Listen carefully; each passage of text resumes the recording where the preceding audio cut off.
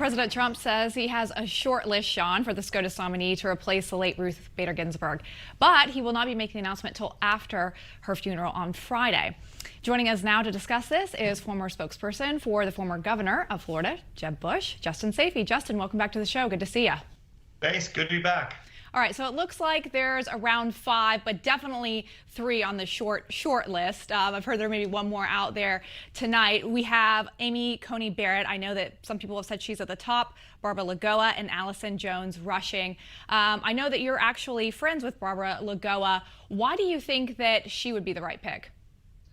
Well, first, the president's going to make a great choice. All the women and judges and candidates that you've mentioned are all outstanding. And I'm excited for the future of the Supreme Court with whoever President Trump nominates. But yes, I'm Barbara Lagoa's friend, so I have a bias towards her. I think she's exceptionally qualified. She's got a long record of being a judicial textualist and a constitutionalist. She was appointed by Governor Jeb Bush, Governor Ron DeSantis, and President Trump, and was confirmed in the Senate in December of last year, 80-15. So she's got quite a record of people supporting her, and she's done a great job on the bench.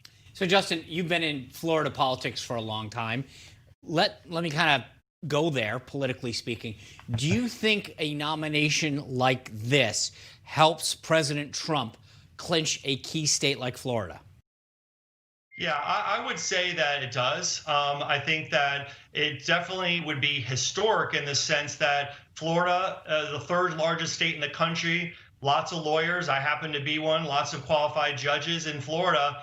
Never have we had a justice on the U.S. Supreme Court from the state of Florida in the United States history. So certainly it would be something that would make many Floridians proud. And not to mention the fact that Judge Lagoa is the daughter of immigrants. Her parents fled a communist dictatorship in Cuba and really have lived the American dream in the United States. So from that perspective, it's been, it would be historic, and there'd be a lot of pride from the community in South Florida. Justin, we just talked about this last week, but Trump is really making headway with the Latino vote. How much do you think this will help him if he picks Lagoa?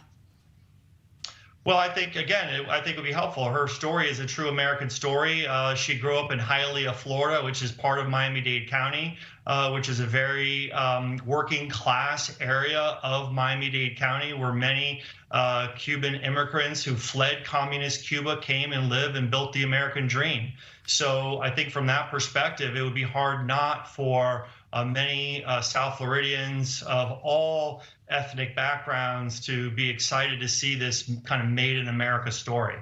Justin, kind of tilting away from Lagoa, a lot of Republicans, including Lindsey Graham, are now kind of having their words thrown back at them. I want to play you what Lindsey Graham said back in 2016 when the Democrats were trying to put forward a nominee during an election year. I want you to use my words against me. If there's a Republican president in 2016 and a vacancy occurs in the last year of the first term, you can say, Lindsey Graham said, let's let the next president, whoever it might be, make that nomination. Why did he say that? But I get it. It's politics, right? You always figure out a way to justify it. But do you think that politically speaking, a lot of these Republicans are now having to explain why it was a problem in 2016, and now it's sort of like, when was that? That's totally different. Yes and no. Look, the way I look at this is it's well known that the Republicans didn't confirm Barack Obama's nomination to the Supreme Court. And guess what? The American people had a say. They went to the polls in 2016, and they kept the Republicans in the majority in the Senate. Not only that, they went to their polls in 2018. They kept the Republicans in the majority in the Senate. So from that perspective, the American people held the senators accountable. Lindsey Graham will have to explain if he has a different view now. He's going to have to explain why he did that. I also think the Democrats should have to explain, Chuck Schumer, Nancy Pelosi, Joe Biden, et cetera, the rest of them, why they think that they were so strongly in favor of a confirmation in 2016, but now all of a sudden they're not in favor of confirmation in 2020. From my perspective, to delay would be an abdication of duty.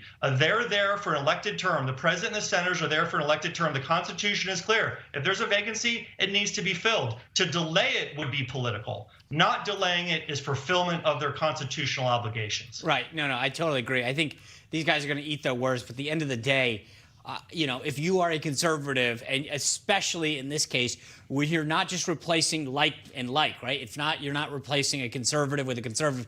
This actually fundamentally changes the court.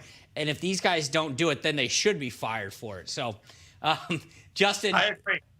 Well, good.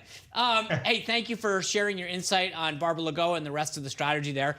Look forward to having you back. And, if she does get chosen, I hope you can introduce me to her. Absolutely. Thank you, Scott, for having me on the show.